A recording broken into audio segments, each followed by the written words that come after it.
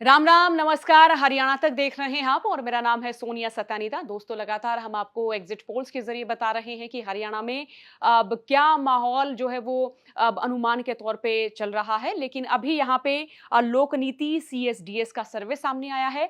हम यहाँ इस सर्वे का जो पूरा लब्बो-लुबाब है उससे आप तमाम दर्शकों को मुखातिब कराएंगे। हम बताएंगे कि कहाँ की क्या परिस्थिति हो सकती है और हमें ये जो पूरी परिस्थिति है ये समझाएंगे विजय विद्रोही साहब। सर, बहुत शुक्रिया हमें समय देने के लिए। शुक्रिया बहुत-बहुत। देखिए, पहले मैं आपको बता दूँ कि ये लोक नीति सीएसडीएस का सर्वे है, ये जी, एग्ज़िट पोल नहीं है, जी। एक्चुअल में पोस्ट पोल है। हुँ, ये जब चुनाव हो जाता है, हुँ। जिस दिन वोटिंग होती है, उस दिन लोगों से बात नहीं करते, उसके अगले दिन जाकर बात हुँ, करते हुँ, हैं। हुँ। घर में जाकर आराम से बैठकर बात करते हैं हुँ, और बड़ा विश्वसनीय माना जाता है। इसमें आपको पोल परसेंटेज मिलेगा, सीट्स नहीं मिलेंगी। हुँ, लेकिन ये पोल परसेंटेज के हिसाब से इसमें कांग्रेस के लिए राहत की खबर है, लेकिन कांग्रेस के लिए खुशी की खबर है, लेकिन बीजेपी के लिए एक बड़ी राहत की खबर है। हुँ, सबसे इंटरेस्टिंग पॉइंट ये है इस सर्वे का।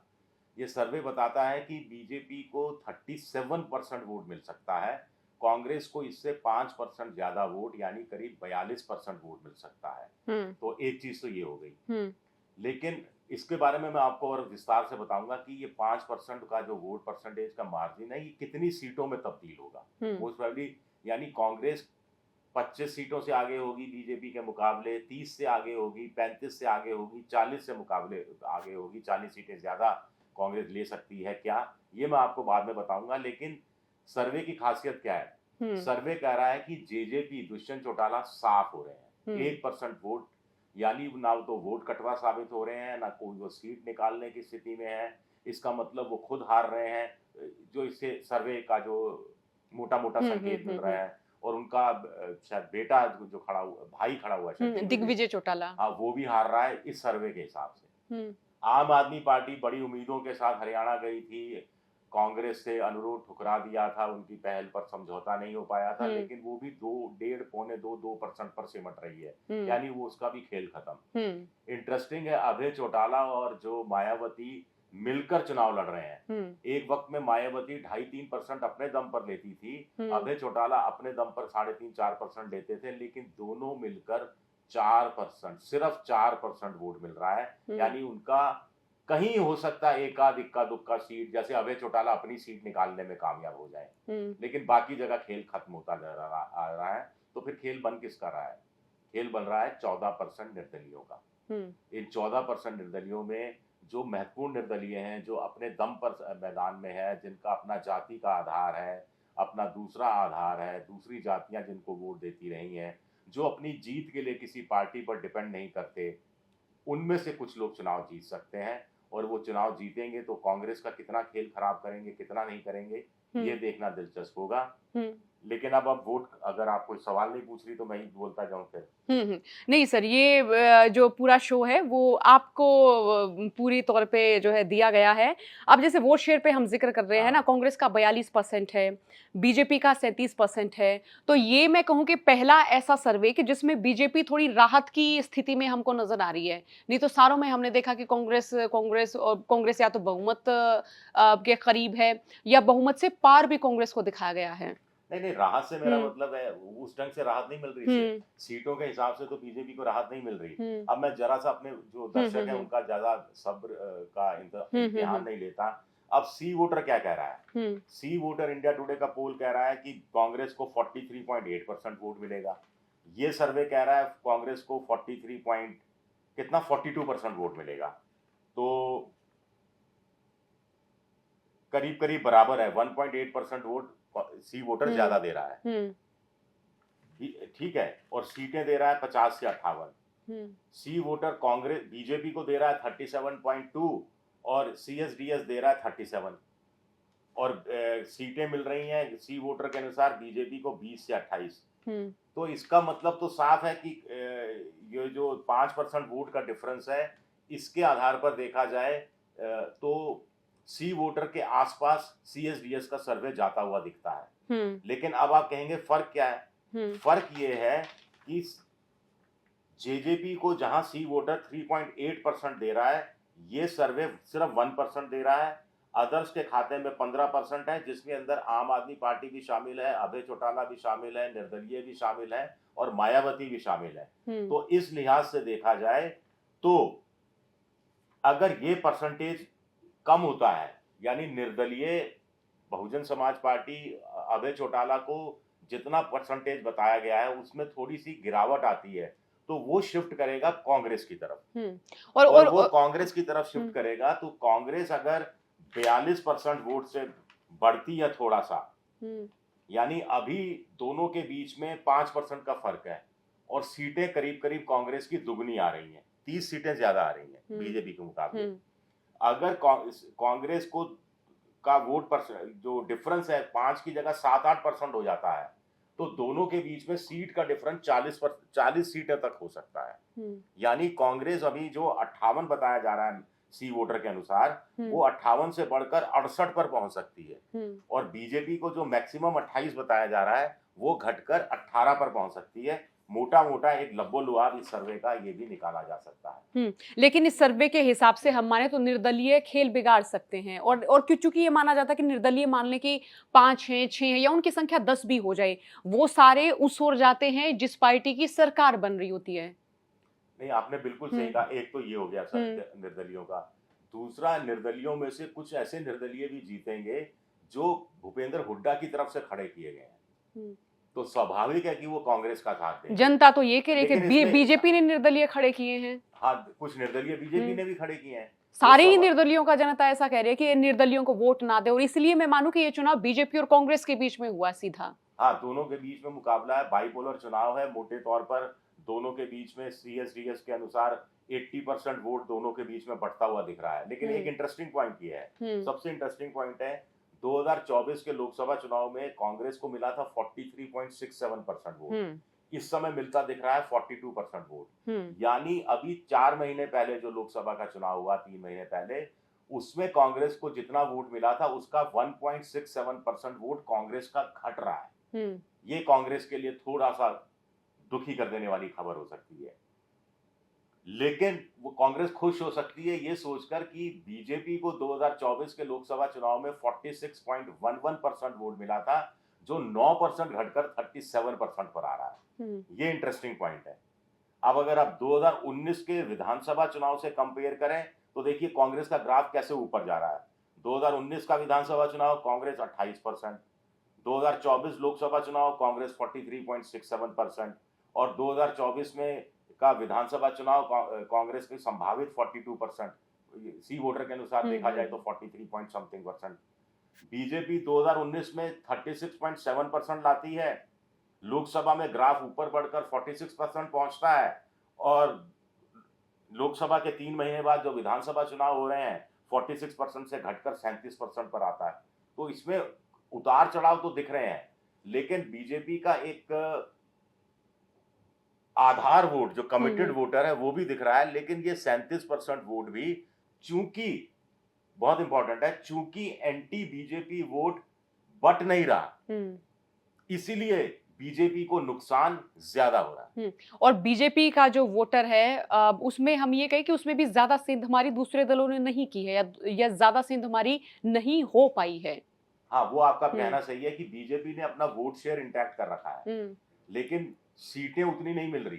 भाई, पिछली बार जितना बीजेपी को वोट मिला था 36.7% और 40 सीटें मिल गई थी, इस बार 37% वोट पर उसको 18 से 28 अगर मीन निकाला जाए तो 24 सीटें मिलती दिख रही हैं। यानी वो 0.3% वोट ज्यादा लेती दिख रही है, लेकिन 16 सीट गवाती हुई दिख रही है। वो इसलिए दिख रही है क्योंकि 2019 में 15% वोट चौटाला के पास चला गया था, दुष्यंत चौटाला के पास। इस बार वो जाता हुआ नहीं दिख रहा, बिल्कुल भी जाता हुआ नहीं दिख रहा।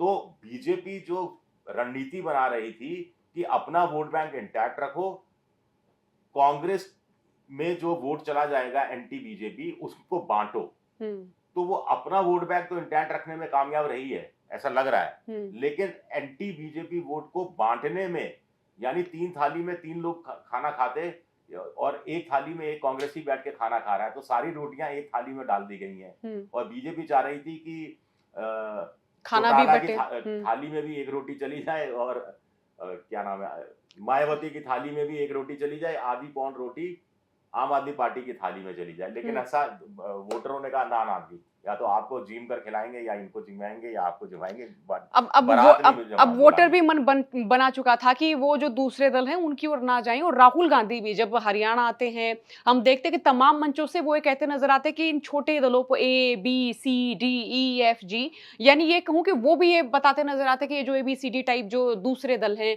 उनकी ओर भी जनता ना जाए। तो काफी इम्पैक्ट हुआ है अब की बार राहुल गांधी के स्पीचेस का, उनके हरियाणा आने का, और जिस तरह से लोगों से उन्होंने मुलाकात भी की, जिस तरह से पहलवान, जवान, बेरोजगार, संविधान, हम ये कहें कि 4 बड़े फैक्टर अब की बार बड़े काम कर गए कांग्रेस के लिए। हाँ, ये बात आप सही कह रही हैं कि और इनसे क्या हुआ कि इनके जो रेंज में, हम्म। यानी जो मुद्दे कांग्रेस उठा रही है, किसान हुआ, संविधान हुआ, पहलवान हुआ, नौजवान हुआ, हम्म। इसकी मार सिर्फ नायब सिंह पर नहीं पड़ रही, इसकी मार मोदी पर भी पड़ रही है।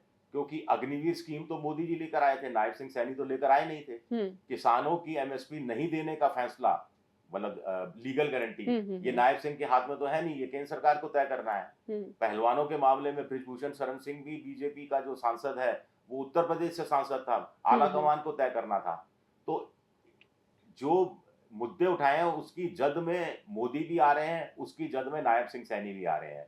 इसलिए ना नायब सिंह सैनी का चेहरा बिक रहा है, ना मोदी का चेहरा बिक रहा है, और ये जनता बनाम बीजेपी हो गया है चुनाव।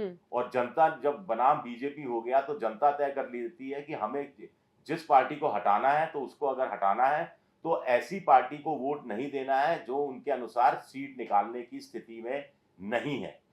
तो ये मुझे लगता है बड़ा फर्क। और जैसे विपक्षी के तौर पे कांग्रेस बड़ा दल देखा गया हरियाणा में, और बड़ा दल है भी। बीजेपी को कौन हरा सकता है हरियाणा में? सावित्री जिंदल नहीं हरा सकती, चौटाला नहीं हरा सकते, मायावती नहीं हरा सकती, केजरीवाल नहीं हरा सकते, हुड्डा एंड पार्टी हरा सकती हैं सिर्फ। तो मतदाता का रुझान उस तरफ है। खबरें तो यहाँ भी आ रही हैं कि गुरुग्राम, फरीदाबाद, यहाँ भी बीजेपी उतनी सीटें हार रही है जितनी उन्होंने सपने में सोची नहीं थी। इस तरह खबरें भी आ रही हैं।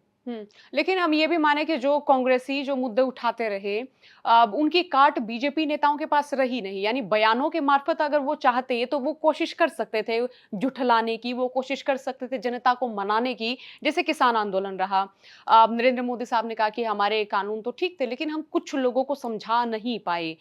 तो उनके बयान के भीतर भी बहुत कुछ लोगों ने देखा कि वो अपना कॉन्फिडेंस लूज कर गए थे, या फिर नरेंद्र मोदी को एक समय लगा कि चलिए कानूनों पर और थोड़ा देखा जाए और थोड़ा परखा जाए, फिर दोबारा सोचा जाएगा कि कानून लागू किए जाने चाहिए या फिर नहीं किए जाने चाहिए। तो बीजेपी के भीतर भी ऐसा रहा कि तमाम नेताओं ने पहले ही अपना कॉन्फिडेंस खो दिया, पहले ही तमाम नेताओं को लगा कि जो हो रहा है वो होने दे, कोशिश में बड़ी कमी रही है, ये मान सकते हैं।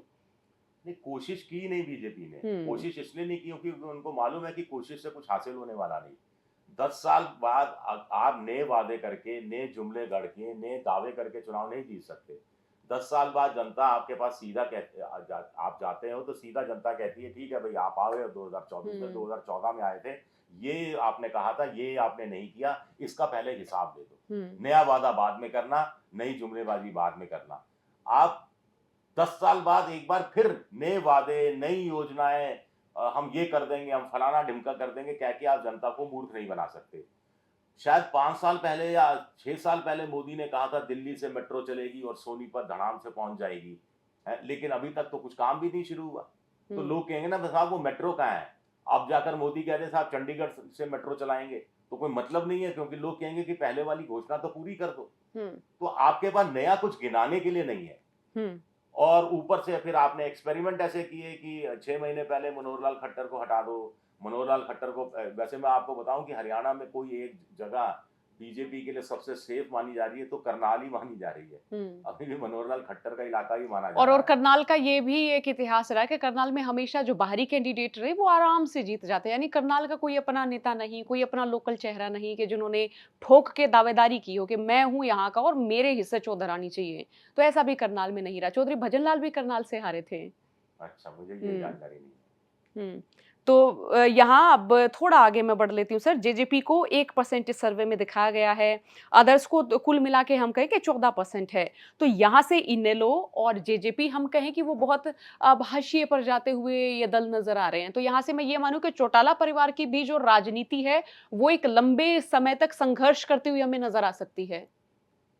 पता नहीं इस चुनाव के बाद अगर नतीजे ऐसे ही रहे, वोट परसेंटेज ऐसा ही रहा, अगर ऐसा ही वोट परसेंटेज रहा तो चौटाला, जो दुष्यंत चौटाला की पार्टी तो खाता खोल पाएगी, इसमें संदेह है, भारी संदेह है। और अभय चौटाला अपनी सीट एक अकेले निकाल लेंगे, बाकी कुछ कर पाएंगे, मुझे भारी संदेह है अगर ये चीजें सच साबित होती हैं। तो इसके बाद तो अपने वजूद को बचाना मुश्किल हो जाएगा। संघर्ष तो तब करेंगे जब थोड़ा बहुत वजूद बचेगा, तो बहुत मुश्किल हो जाएगा इनके लिए और छोटी पार्टी के रूप में अपने आप को स्थापित कर पाना। और मुझे हो सकता है कि फिर पूरा परिवार एक साथ बैठे और फिर नए सिरे से मिल जाए। 1 और 1 11 होते हैं। उसके बाद अब मुझे नहीं मालूम हरियाणा में पंचायत का चुनाव कब होंगे, तब एक अगला मौका तो इनको पंचायत चुनाव में अपने आप को आजमाने का मिलेगा। और दलित वोटरों में सेंधमारी की मैं कहूं कि आप देखिए जेजेपी एसपी का गठबंधन, इनेलो बसपा का गठबंधन, सेंधमारी करने की दोनों दलों ने पूरी कोशिश की, लेकिन अंत तक हमें देखने को मिला कि दलित वोटर आते हैं कांग्रेस के हिस्से, जाट दलित वोटर, सिख जट और इनके साथ साथ आप ले लीजिए मेवाती वोटर, ये गठजोड़ रहा कांग्रेस के हिस्से। और इसमें मैं कहूं कि किसी भी दल ने सेंधमारी की कोशिश तो की लेकिन वो कामयाब नहीं हुए। हाँ, आपने सही कहा। 2024 के लोकसभा चुनाव में भी दलित वोट ठीक ठाक संख्या में कांग्रेस की झोली में आया था और फिर कांग्रेस ने एक बना दिया नया गठबंधन और उसको इंटैक्ट रखा। दलित, जाट और जहां मुसलमान है वहां मुसलमान, तो ये मोटे तौर पर ये 45% के आसपास बैठता है, तो इसको इंटैक्ट रखा। इसमें कहीं दरार नहीं पैदा होने दी। शैलजा के कारण जो थोड़ी सी दरार पैदा होती, जो थोड़ा नुकसान होता, उसको राहुल गांधी ने संभाला। लेकिन क्या ये स्ट्रेटेजी नहीं लग रही कि कुमारी शैलजा, अब उनके बारे में ये कहा जाता है कि नाराज हैं, फिर वो आती हैं राहुल गांधी के साथ मंच साझा करती हैं, अपनी रैलियां भी राहुल गांधी जब करते हैं तो कुमारी शैलजा को साथ लेके आते हैं। और आप देखिए कि एक नेता की नाराजगी की खबर मिलते ही मनोहर लाल खट्टर बयान देते हैं कि वो बीजेपी में आ सकती हैं। तो ये स्ट्रेटेजी मानी जाए कांग्रेस की? स्ट्रेटेजी का भी हिस्सा हो सकता है, ये शैलजा की खुद की स्ट्रेटेजी का हिस्सा हो सकता है कि वैसे तो मेरी आला कमान कुछ सुनेगा नहीं। वो कहते हैं ना कि बच्चा रोए नहीं तो माँ भी दूध नहीं पिलाती। तो थोड़ा उनको लगा होगा कि थोड़ा सोशल मीडिया के ज़माने में घर में बैठ जाओ, को भवन में चले जाओ, खबरें इस तरह की फैलने शुरू हो जाएंगी, तो आला कमान चिंतित होगा, आला कमान बुलाएगा, पूछेगा, 4 बातें करेगा, आप 10 मांगे बताएंगी तो हो सकता है आला कमान 1-2 मांगों पर सहमत हो जाए। तो कुल मिलाकर मुझे लगता है कुमारी शैलजा की ये भी स्ट्रेटेजी रह सकती है। लेकिन कांग्रेस आला कमान ने थोड़ी बुद्धिमानी का परिचय दिया राहुल गांधी ने कि तुरंत हाथ मिलवा दिया, तुरंत मंच पर ले आए, तुरंत 36 बिरादरी की सरकार बनेगी, सबकी सरकार बनेगी, सबको सम्मान मिलेगा, इस तरह की बातें कहनी शुरू कर दी ताकि बीजेपी का जो डर्टी वर्क डिपार्टमेंट है, जो आईटी सेल है, जो शुरू हो जाता है अनाप शनाप अनर्गल प्रचार करना। ऐसा नहीं कि कांग्रेस और आम आदमी पार्टी वाले नहीं करते, वो भी करते हैं, वो भी स्मार्ट हो गए हैं इस मामले में। तो उससे कम से कम बचा जाए, ये कांग्रेस ने थोड़ा सा पहले से मतलब आगे बीजेपी का अगला कदम क्या हो सकता है इसको पहचान करके आप पहले से चाल चली उन्होंने, ये कह सकते हैं। अब ये जो लोक नीति CSDS का जो ये सर्वे है, इसमें कांग्रेस को 42% और बीजेपी को 37% जो है वोट शेयर बताया गया है। अब अंत में मैं आपसे यही जानना चाहूंगी कि इसका मतलब क्या है? क्या मतलब माने कि जो वोट शेयर है, अब ये किस तरीके के रुझान दिखा रहा है, क्या परिणाम बता रहा है? देखिए, मैं फिर आपसे कह रहा हूँ कि कांग्रेस और बीजेपी का वोट शेयर तो अपनी जगह सही है, लेकिन मेन तो इसमें पॉइंट है जेजेपी खत्म हो रही है, आम आदमी पार्टी खत्म हो रही है, यानी इनके हिस्से में कुछ आने जाने वाला है। और ये चुनाव की शुरुआत से हरियाणा की जनता कह भी रही थी कि इन पार्टियों के हिस्से कुछ है भी नहीं। और अभय चौटाला और बीएसपी मिलकर सिर्फ 4% है। तो फिर मैं बार बार रिपीट कर रहा हूँ, मुझे लगता है अभय चौटाला की अपनी सीट अगर निकल जाए तो निकल जाए, बाकी इनके हाथ कुछ नहीं आ रहा। 14% अन्य के हाथ में ये चाबी इस रूप में है कि कांग्रेस जो 60 के आसपास दिखती है वो 65 से ऊपर जाएगी या वो 60 से घटकर 55 पर आ जाएगी। ये डिपेंड करेगा, ये अन्य 14% सिर्फ वोट काट पाते हैं या खुद को चुनाव मामूली अंतर से जीत पाते हैं, या मामूली अंतर से बीजेपी को हराकर, वो माफ कीजिएगा, बीजेपी कांग्रेस को हराकर वो सीट बीजेपी की झोली में डाल देते हैं। ये एक थोड़ा सा हर चुनाव में होता है, कोई नई बात नहीं है, बहुत सीटें फंसी रहती हैं जिसके बारे में बड़े बड़े पत्रकार भी अंदाजा नहीं लगा पाते, और सर्वे वाले तो वैसे ही अंदाज नहीं लगा पाते। सर बहुत शुक्रिया, आपने इस पूरे सर्वे के बारे में बताया। तो दोस्तों, कल का दिन बहुत महत्वपूर्ण दिन, और आप लगातार एग्जिट पोल्स और सर्वेस के ज़रिए जो एक अनुमान है, उसके मार्फत आप जान पा रहे हैं कि कहाँ क्या माहौल हो सकता है। लेकिन यहाँ पे जो बार-बार एग्जिट पोल्स में, जो सर्वेस में निकल के सामने आया है कि निर्दलीय कुछ खेला कर सकते हैं। क्या तस्वीर होगी, वो कल आप तमाम दर्शकों को हम बताते रहेंगे। आपने बातचीत सुनी, आप सभी का बहुत बहुत शुक्रिया। राम राम।